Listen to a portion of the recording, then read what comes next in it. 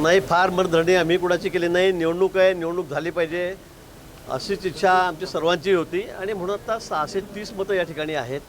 आता निवडणूक समोर आहे. आता 4 उमेदवार त्या ठिकाणी आहेत. एक प्रमुख उमेदवार उबाटाचे आहेत.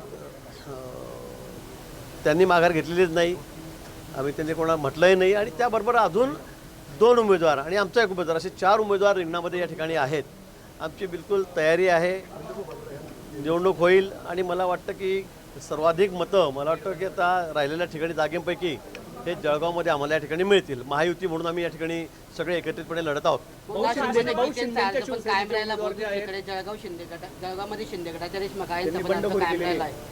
हा, जळगावमध्ये शिवसेनेचा एक अर्ज या ठिकाणी राहिलेला आहे.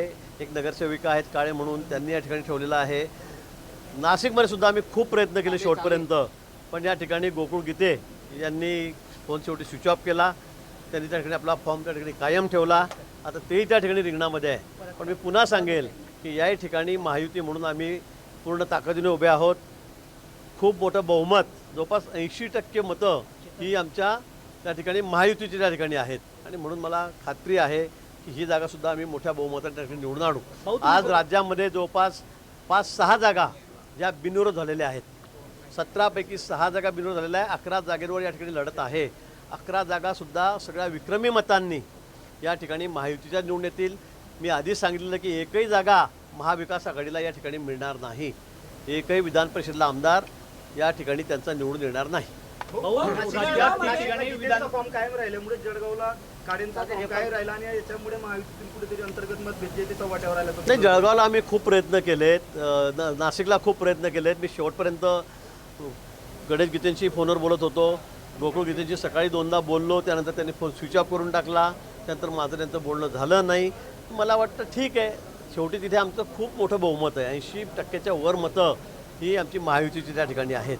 आणि त्यामुळे आमचा उमेदवार त्या ठिकाणी निवडून येणारच आहे. त्या बाबतीत कोणाच्याही मनामध्ये शंका नाही. पण जळगावला सुद्धा शिवसेनेचा एक उमेदवार या ठिकाणी राहून गेलेला आहे.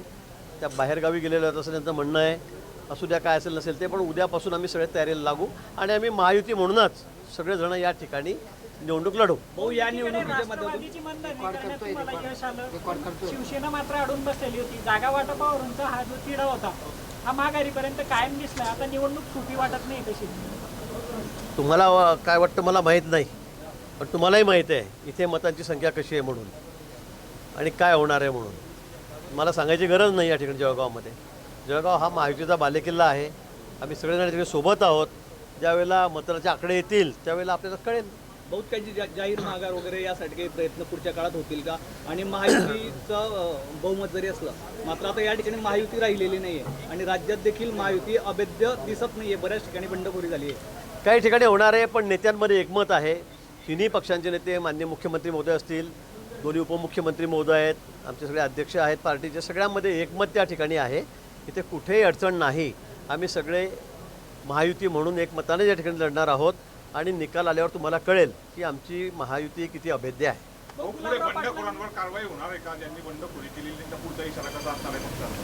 निश्चित ज्या त्या पक्षाचा प्रश्न आहे, पण बंडखोरी ज्यांनी केलेली आहे त्यांच्यावर निश्चित कारवाई होईल.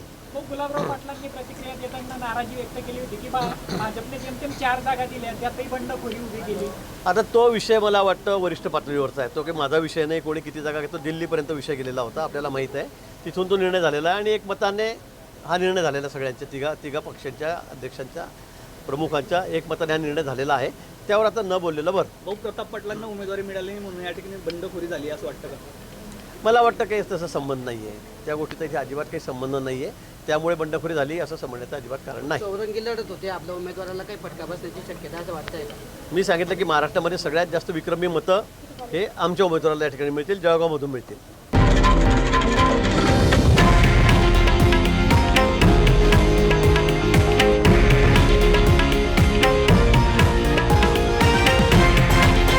हे आहे देशातील नंबर 1 न्यूज नेटवर्क आणि आपण पाहत आहात TV9 मराठी, एकमेव.